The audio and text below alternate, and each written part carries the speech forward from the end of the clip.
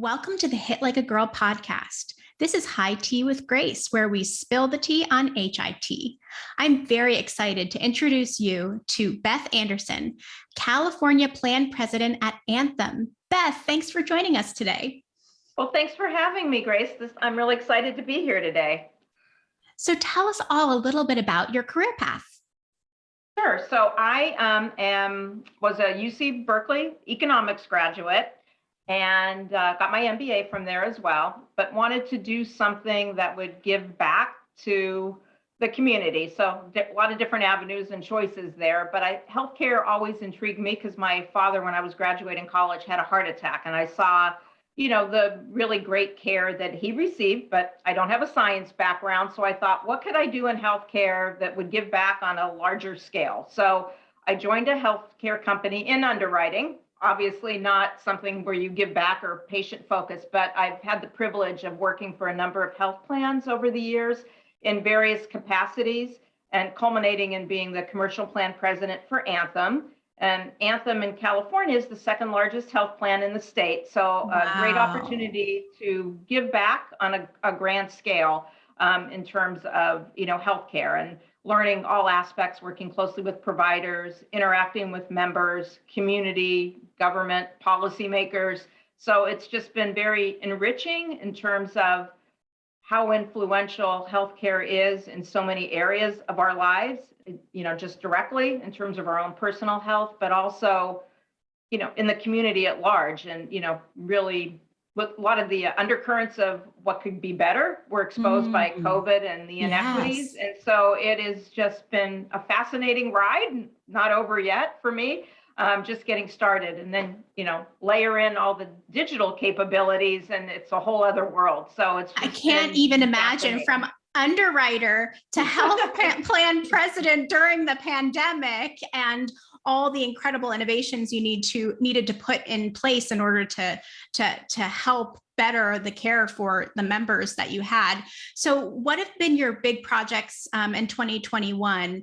And what are some of the big projects you're looking forward to in 2022 in your work at Anthem?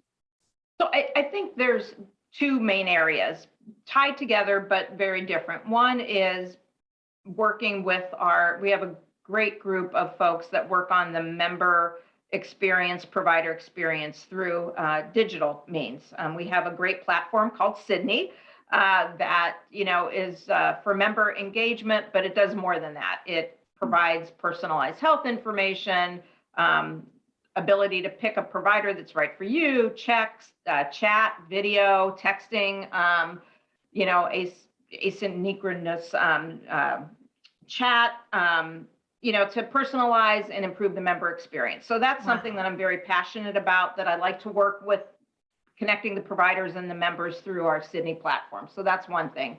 The other thing is just working on how to improve health equity in the communities in which we live and serve. And I'm really proud to be part of Anthem because our CEO is amazing. She's an amazing woman who, happens to be, who is a great CEO regardless of gender, but her focus and foresight to think about how we can improve the healthcare of our communities and health equity. So those are the two big things, and you bring them together through digital means in a lot of different ways. So that's just really exciting for me, and obviously very important in California, where we have very diverse populations. And I know you have rural, you have urban, you have desert land, you have wine land. I mean, it's just bringing all of that data together and really using it to make an impact is so powerful in that kind of position. And amazing that you have a woman CEO as well.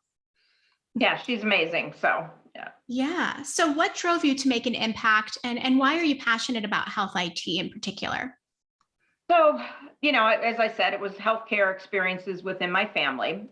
Some good, some not so good, but, learn from all of them. And I think that I first became interested in health IT we had at another health plan where I started, we had a lot of tech customers at, the early stages of tech, and saw what they were building when we went on site to their big campuses, and, how they were building, iPhones, right? Cell phones, and, how they were, magnifying the applications that are available. And so it got me interested, how can that be applied to healthcare? So I had the good fortune to mentor with Rock Health. I don't know if you're familiar with them. Yes, of course. We all know Rock Health. We right? love the Rock Health Yeah. studies, and yes. Yeah, so it was an amazing opportunity when they were in Chinatown in like one big room upstairs over a retail store. Wow. So it was in the very early days. So I mentored a couple of their startups. And then one of them in particular, when I was at another health plan, I had the good fortune to serve on their board, Wildflower Health, another woman co-founder who focused on, the woman as the chief health officer of their family and how to better connect patient data to providers, other health plans, in terms of getting better preventative care and better outcomes for moms initially during pregnancy, but then, for their children, in their early years. Wow. So I was able to be on their board, which was a great opportunity to expose me to, more, how digital worked, how to, the engineering side of it.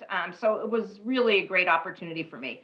And then I joined Optum, much bigger company, much more exposure to digital health, and had the good fortune there to meet Oran Afek, who's the CEO and founder of Vim. And then I, worked with Vim at Anthem, in terms of how we address the last mile is what they call it, but connecting member and member data to primary care physicians and providers so that they can, close care gaps, very important, refer to high value providers, because healthcare is fragmented, let's face it. And so all these interventions that are digital in nature really close the gap in terms of fragmentation in the system. A lot more work to do. We're not there yet, but it's good starts, and they've shown some very positive outcomes. Yes, that's really interesting. So tell me a little bit more about this tech-enabled performance acceleration for your providers. What are you hoping to achieve through some of these value-based care programs and things that you're working on with them? So I think, value-based care has been around for a while, and, a lot of it is based on data.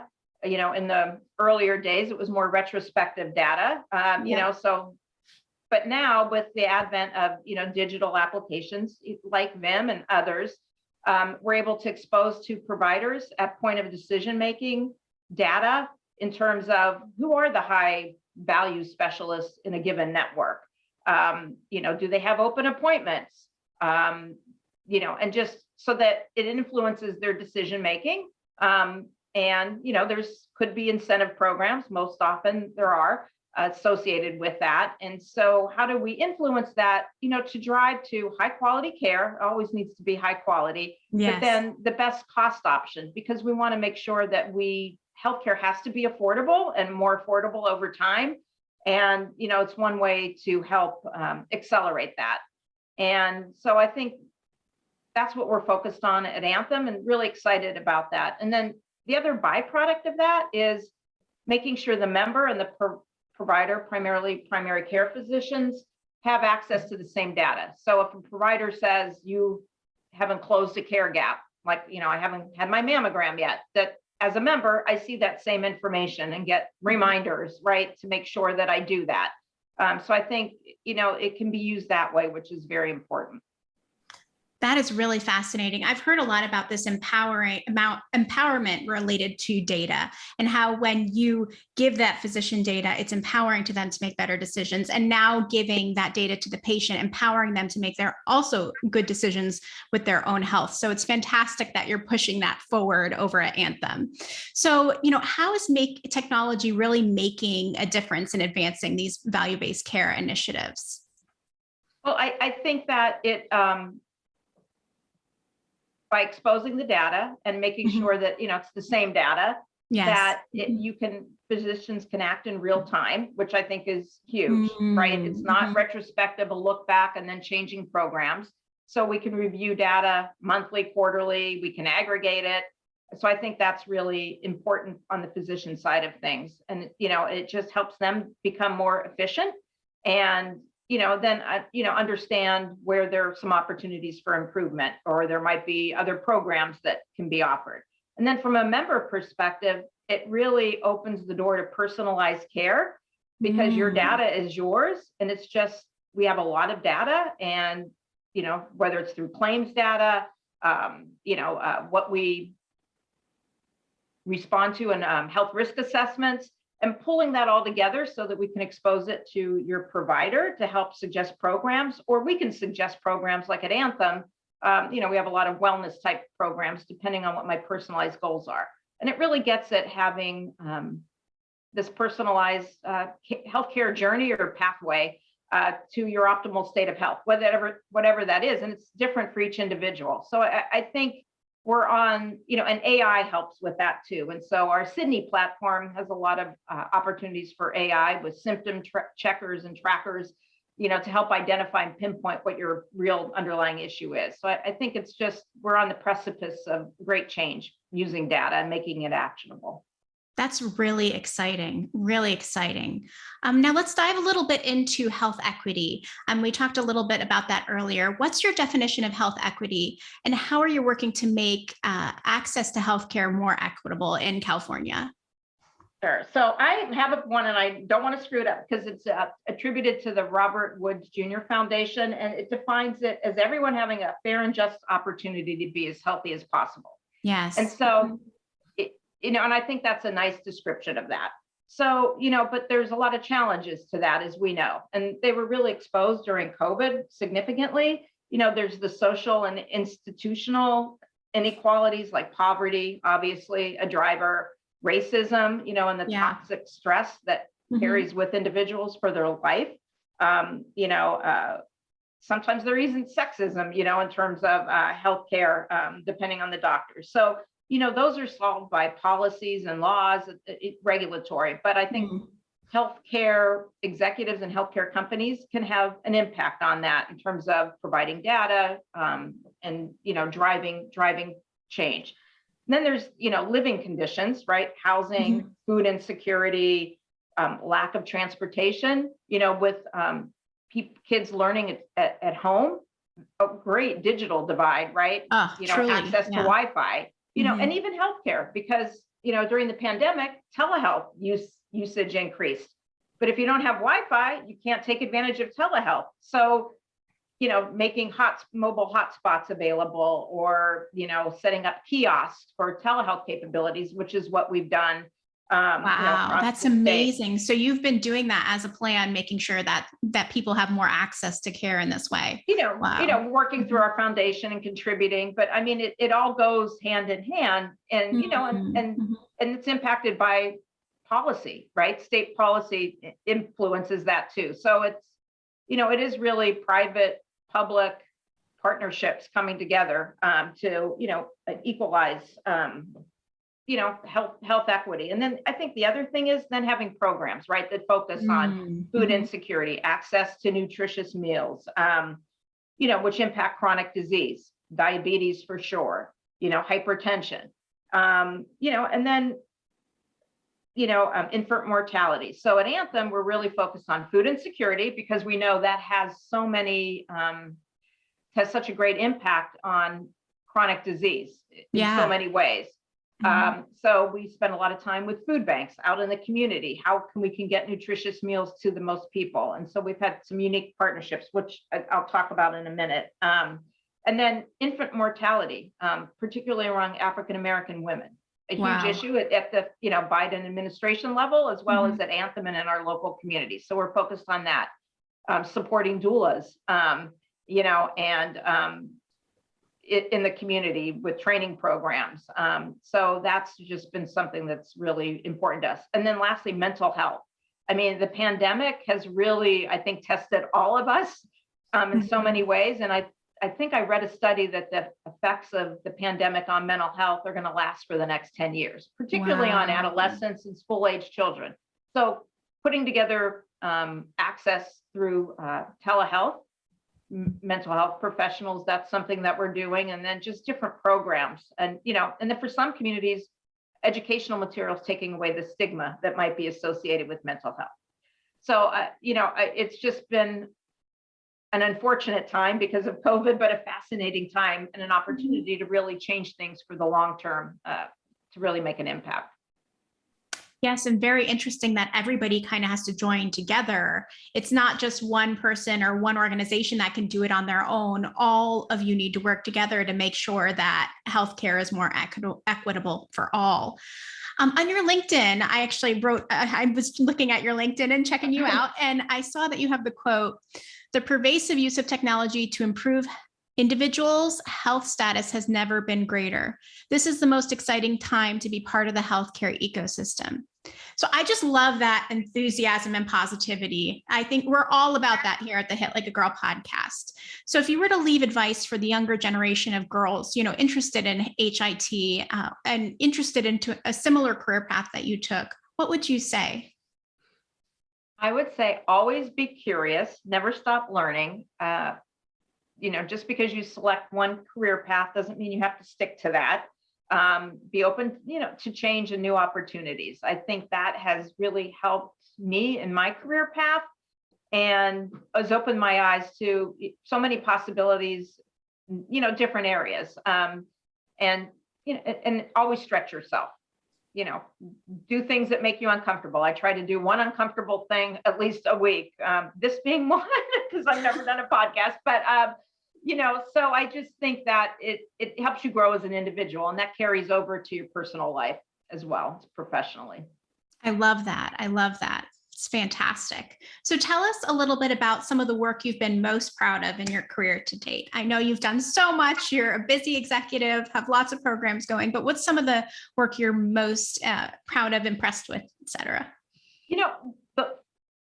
There's lots of things, but recently what I'm very impressed with has been the work that we've done in the community in the midst of the pandemic and rallying my team members, to get out there. So we've stood up alongside providers, vaccination clinics, and anytime I'm able to impact a member firsthand, be able to, see them face to face. It doesn't happen all that often, so I try to take advantage of that as much as possible.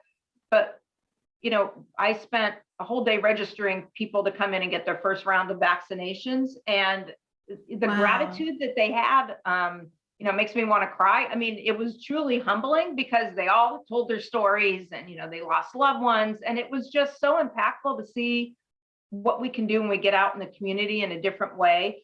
Food insecurity, unfortunately seeing cars lined around the block, but they need food, right? And the economic impact that the pandemic's had, and being able to just, stuff those bags and load them up in the cars and the vehicles. And we've done that at Anthem through community organizations, sometimes sports minded, like Oakland Roots we're the health plan sponsor, and they're a social, purpose-driven soccer league, USL soccer team. Oh, wow. Never thought I'd be involved in that in my life, but they do so much good for the Oakland Bay Area community, in communities that, we probably wouldn't be the trusted voice of. So they've helped us with, vaccine education, mental health, taking away the stigma of mental health, addressing food insecurity, just being part of the community and participating at all their games. And so they've been a real partner with us. And so it's see how they give back, and we're working alongside of them, giving back in the community. And, they give us a cool factor that we probably never would have had either. So that's been amazing. And then we've done the same with LA Sparks, the women's basketball, professional basketball team in LA. We've done similar things. So it's just been really exciting to see how we can be impactful in the community with these other partners who have a different, who are viewed differently, by particularly diverse communities, which, is really important. So that's probably what I've lately been most proud of in terms of our ability to give back. To be impacting in such a historic way during such a historic time. I can't imagine the sense of gratitude and just enormity you must have felt being a part of those community efforts to just better the communities of California. That's fantastic. So I'm interested, what do you see as the future of health IT for you guys? What do you see as the next step in terms of leveling up tech over there at Anthem? I think it's going to be more AI, because we have all this data and we keep getting better, right? AI, I think it just kind of builds upon itself. And we have some amazing engineers that they've spent their whole careers on that. So I think it will help get folks, narrow their symptoms down sooner, right? Help them engage quicker. Response times will be quicker. I think convenience and speed, we're all used to that because of our phones. You call up a Lyft and, you want them here. I fret when it's 12 minutes. Why is it not 4 minutes? But I think healthcare is kind of going on that path. And then if you need to, using telehealth or chat, if it's something like a prescription refill, right? It's more efficient that way. It's convenient. But then having all that data about you, being able to serve it to your primary care physician, because I think that's important too. You do need to meet face to face, and you need that human interaction that will never be replaced. And so making sure that we're all working towards our common goal with our our own health. And I think that also some of these devices that really have a lot of data about you, which is amazing. Oh, yeah. It's incredible what your watch can tell you about your oxygen levels now. You're like, wait. It's just, or you're, you need to eat this today, not that, because your, oxygen level might be low or whatever. So I think that's only going to be more of that. And then how to just make that not a overwhelming amount of data, but just specifically actionable and personalized to you to share with your doctor or not. So I think that's going to be really important. And I think it's going to be even more important for those with chronic diseases to help manage those. And then, use of AI and predictors to prevent somebody from, they have from turning into a chronic condition, and helping them, live their best life in terms of healthcare. Yes, absolutely. That's powerful. And also from a financial perspective, do you think that we're going to be continuing to go into the value-based care model, or do you think that, we're going to kind of return to the fee-for-service? Oh, no, I think that fee-for-service has kind of left the station here. I think it's value-based care in so many ways, and that's supported by government policy, by just how physicians practice for the most part, and what employers demand. And actually, if you have individual coverage, what the individual state exchanges or the federal exchanges are looking for. And, California is the home of HMO, right? So, we've been living with that for a long time. And we've seen over time, higher quality scores, higher patient satisfaction scores, and lower costs relative to fee-for-service type products. So I think there is no going back, and we're only going to continue to get better. That's terrific. Very cool to hear. So to finish off this conversation right, I'm wondering, how do you work your best and make a difference? Are there things that you implement in your busy schedule to just make sure that you're on your game?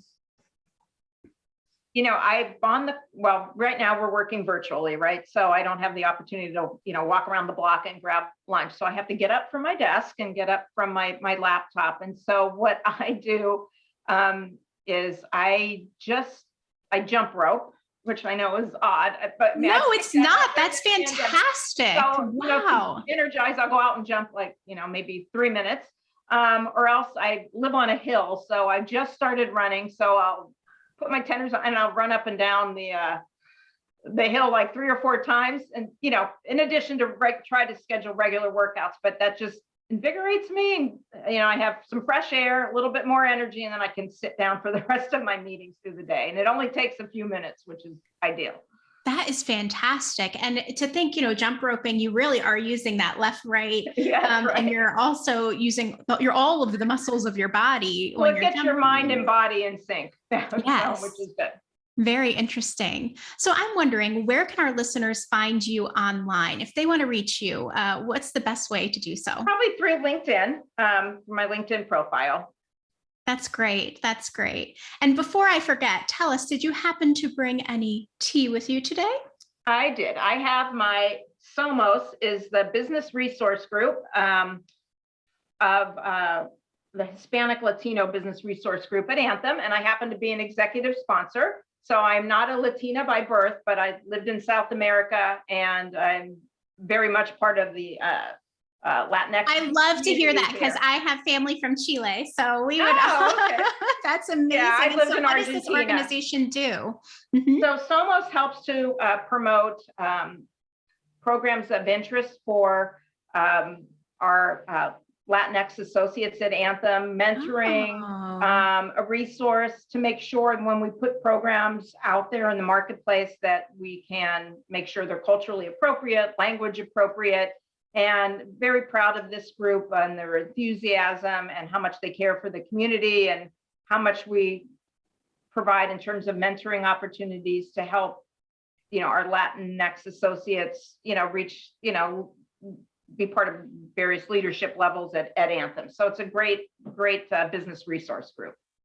That is too good. Well, thank you so much for joining us today, Beth. It was a pleasure having you on and hearing about all the exciting things that you're doing over there. Well, thank you. The pleasure's all mine. It was very nice to meet you, and thank you for having me. Thanks so much. And thank you for joining us, folks. Check out the Hit Like a Girl website and podcast page for more great interviews like Beth today. Cheers.